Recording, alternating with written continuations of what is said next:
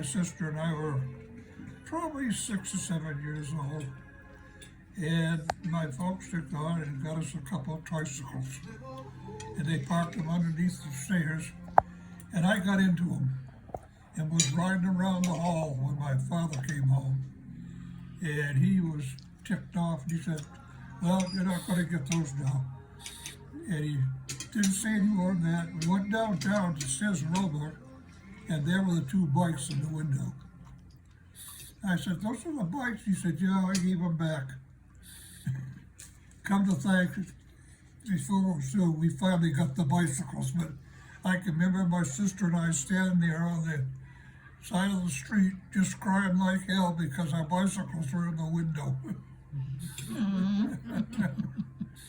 And I had another eventful Christmas just recently when all you kids got together and sang Christmas carols outside the door. I really appreciate it. That was one of the nicest things that ever happened to me, and I appreciated doing it. And the other Christmas present that I had, I don't know if you understand what ridgetop skis are. They were skis that had a ridge right on the top of them, so the snow would fall off on either side. And myself and Guy Burrow, we did a lot of skiing together, and he got a pair and I wanted a pair. So I told my dad I wanted a pair of ridgetop skis for Christmas. And he said, "Well, we'll see what we could do." And come Christmas morning, that was the ridgetop skis, one of them. He said, "Next year, when we got the money, we'll buy the other one."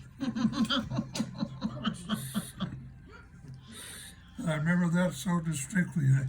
I saw the one ski there, and I just couldn't figure out why I couldn't have two. But that was my memories of Christmas. I do remember Christmas as a kid growing up. It was always a big affair in our house.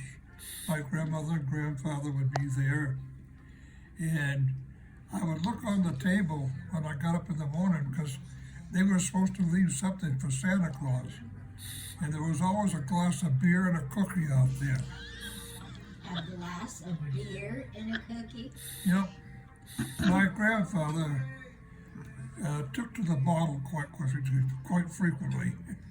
And he had his beer. He didn't drink anything else but beer, but he sure in hell drank plenty of it. My grandmother used to get so mad at him. "Frankie, you shouldn't do that." Okay, that's me.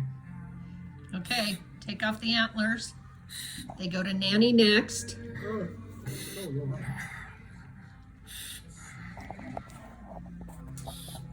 those are pretty.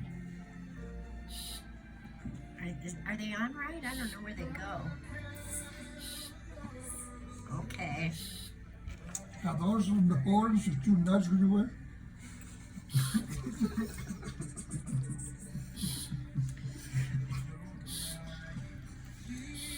You guys can laugh out loud.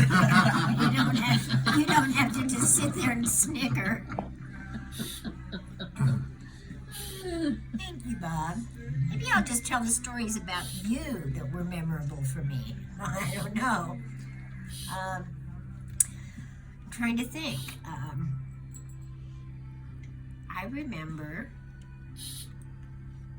I think I must have been like 6 or 7 at the time. We used to go over to my stepfather's sister's house. They had kids my age, one kid and one a little younger. Always had Christmas Eve over there, and it was just wonderful. And I remember they had such a big family, and I was an only child, so it was quiet at our house for Christmas. And I remember that they had a Santa one year, and I had wanted a wristwatch, and my mother says, "You don't really need a wristwatch." I mean, she kept playing it down like I wasn't going to get one. And I remember that Santa gave me a package, and I got to open it up there, and it was a real wristwatch. In fact, I still have it. It was rose gold, a Gruen, I think, and I felt so grown up. And then we got to go home, and Santa had been at our house while we were gone.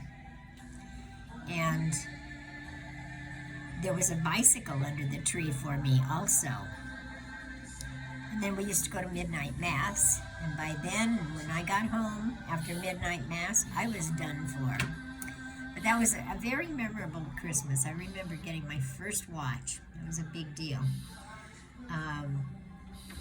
Another Christmas memory that I have is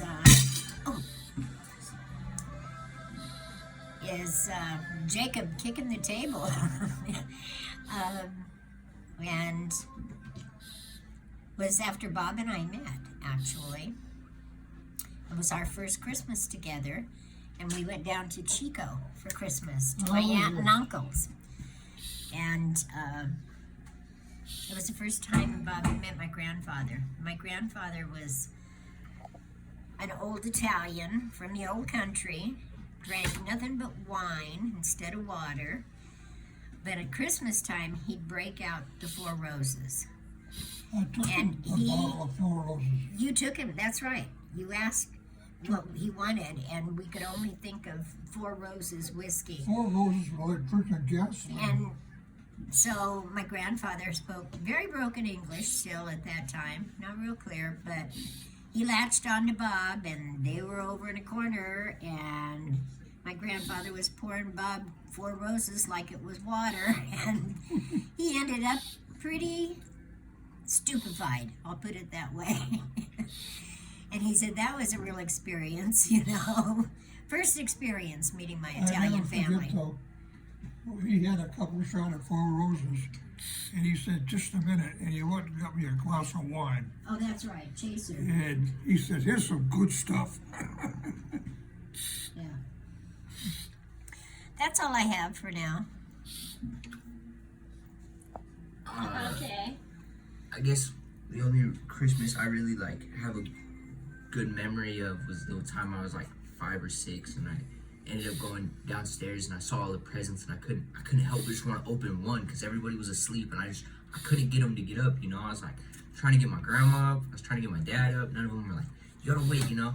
I was like, well, maybe if I just open one, I take it back to my room, I'll be all right, you know. And I took one up there, and then one turned into 2, and then 3, and then eventually, before anyone got up, I had opened all my presents in my room, and I had gotten in so much trouble because I was like, so where's the presents? And then they went and looked in my room and saw all the presents already opened, and man, that was crazy. They were like, well, now Christmas is over. That's a pretty good one. That is good. Yeah, That's it? that's it. Pass along the antlers. How can you put antlers on a Jewish person and tell them to make Jewish Christmas stories? And who's I'm Jewish, for God's sakes. What are you doing to me? You're ganging up on me. I have no Christmas story. Just Merry Christmas. And these are not my real antlers. These are my dad's. Okay, Cheryl, your turn. Okay. You want me to hold it? Or Antlers. Okay, I have a few favorite Christmas stories. Probably the one that I kind of remember, I think I was 4 years old. We were at my grandparents' house, and I got a rocking horse, a red rocking horse that actually stayed in our family and was used for myself, for Michelle, for Mark, for Lisa, and I think it finally gave out. And that same year, I also got a little pink kitchen set that was absolutely the coolest. So I remember that. I remember when I was still in high school, for several years in a row, our family went over to a couple's house who Dad worked with the woman. Her name was Bee and her husband Walt. Oh, God. And we would spend Christmas Eve over with them because otherwise they were going to be by themselves. And Walt used to work someplace where he got a lot of office supplies. So it was not unusual for us to come home with a stapler, with tape, or with something that you might find in an office supply store. All kinds. Pencils or whatever. Yeah. So that was a fun memory. And then one that we talked about earlier tonight was Christmas Eve 1982. The blizzard of 82 here in Denver. It was pretty bad. And my husband Frank had been out taking family members around grocery shopping and stuff that day because the snow had started early and it was getting bad.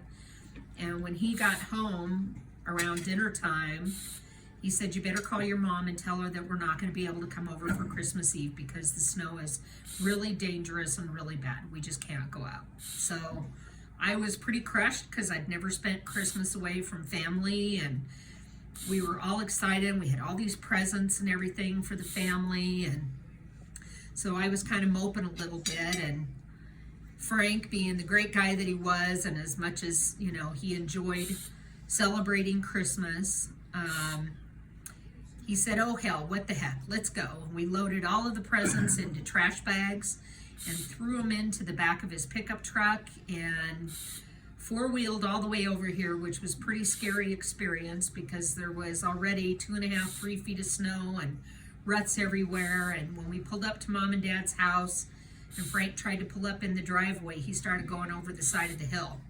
The truck started going over.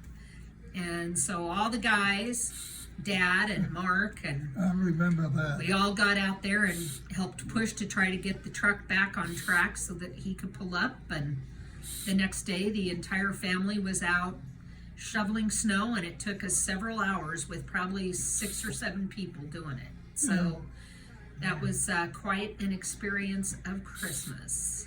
And that was the first time Emily spent Christmas. That's with us. right. Emily was 11 months old, and she and Michelle came out for Christmas, and she had never seen snow before. So, And I went to get Michelle, I remember that. yeah, God, it was a horrible trip. yeah. It took me almost 2 hours to get to the airport where it normally would take me 20 minutes. Yeah, And coming back was just as bad. yeah, it was a pretty bad storm, and then probably another fun memory for me anyway was last Christmas. Christmas Eve, we had dinner at my house, and Mark and Lynette surprised Mom and Dad and flew Yeah. out for Christmas, and that was a fun surprise for everybody. And That was. we had a few friends over, and Jacob's grandmother Sandy joined us, and we just had a really fun Christmas Eve, hanging around and just, you know, appreciating everything that we had. So with that, here's Merry Christmas to everybody. Wish you could be with us tonight. We love you. Merry Christmas. Merry Christmas. Merry Christmas. Merry Christmas. Merry Christmas. Changing the guy with the bad hand. Okay. I'm Jewish. You're not.